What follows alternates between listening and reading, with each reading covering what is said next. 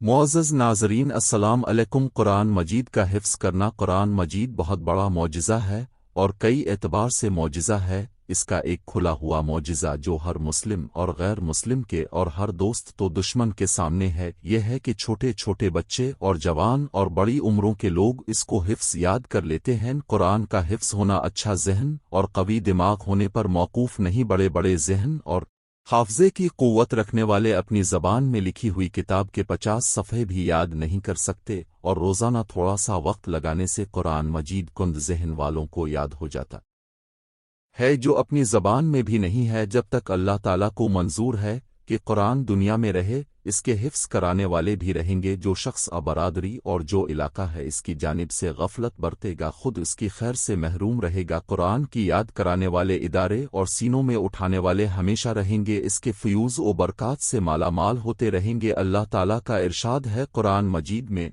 हम हाफिज़ हैं। ये वदा इस तरह पूरा होता रहा है कि हमेशा इसका याद रखने वाले मौजूद रहें और मौजूद रहेंगे इंशाअल्लाह ताला। हमें चाहिए कि कुरान मजीद की तरफ बढ़ी ताकि इसकी बरकतों से माला माल हूँ और अपनी औलाद को कुरान मजीद हिफ्ज़ कराने की कोशिश करें। हज़रत मोहम्मद ने इरशाद फरमाया, जिस शख्स ने कुरान शरीफ पढ़ा और इसको खूब याद कर लिया, इसके हलाल को हलाल रखा और उसके हराम को हराम रखा, तो खुदा ताला इसको जन्नत में दाखिल कर देगा और उसके घर वालों में से 10 ऐसे लोगों के बारे में इसकी सिफारिश कबूल फरमाएगा जिन के लिए दोज़ख में जाना वाजिब हो चुका होगा। हलाल को हलाल रखा और हराम को हराम रखा, इसका मतलब यह है कि कुरान ने जिन चीज़ों को हलाल बताया है इनको हलाल समझ कर उन पर अमल किया, और जिन चीज़ों को हराम किया है उनको हराम समझकर तर्क कर दिया। कुरान के अहकाम की खिलाफ वर्जी नहीं की। हज़रत मोहम्मद ने इरशाद फरमाया, जिसने कुरान पढ़ा और इस पर अमल किया, क़यामत के दिन उसके वालिद को ऐसा ताज पहनाया जाएगा जिसकी रोशनी आफ़ताब की रोशनी से भी बेहतर होगी, जबकि आफ़ताब दुनिया के घरों में हो। ये फरमाकर अब रसूल अल्लाह ने इरशाद फरमाया,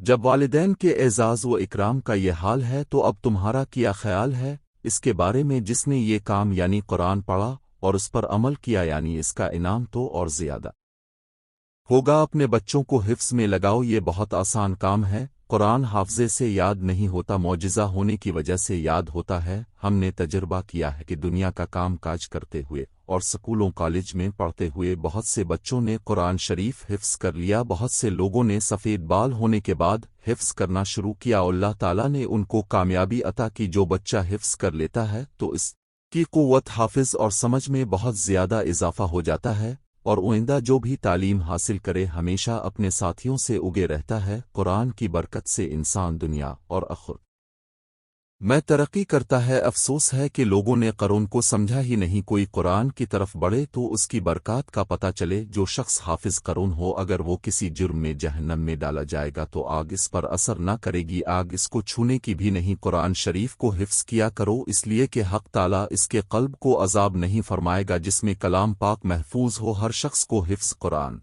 मजीद पर जान दे देना चाहिए। इसलिए कौन शख्स ऐसा होगा जिसने गुनाह न किए हों, जिसकी वजह से आग का मुस्तहिक न हो। क़यामत के हौलनाक और वहशत असर दिन में अल्लाह ताला के अर्श के साए के नीचे हाफिज कुरान रहेंगे। हाफिज कुरान अल्लाह के साए के नीचे अंबिया और बरगुज़ीदा लोगों के साथ होंगे। जो लोग जहन्नम से महफूज रहना चाहते हैं, इनके लिए ज़रूरी है कि अगर वो हाफिज नहीं और ख़ुद हिफ्ज़ नहीं कर सकते तो कम अज़ कम अपने किसी करीबी रिश्तेदार ही को हाफिज बना दें, फिर इसके तुफ़ैल से ये भी अपनी बदअमालियों की सज़ा से महफूज रह सकें। अल्लाह का किस कदर इनाम है इस शख्स पर जिसके बाप, चचा, दादा, नाना, मामू सब ही हाफिज हैं। हुजूर अकरम ने फरमाया, कुरान शरीफ को सीखो फिर उसको पढ़ो, इसलिए कि जो शख्स कुरान शरीफ सीखता और पढ़ता है और तहज्जुद में उसको पढ़ता रहता है, इसके मिसाल इस मुश्कदान की सी है जो खुला हुआ हो कि इसकी खुशबू से तमाम मकान महकता है। इसी तरह हाफिज कुरान की तिलावत से तमाम मकान अनवार व बरकत से ममूर रहता है।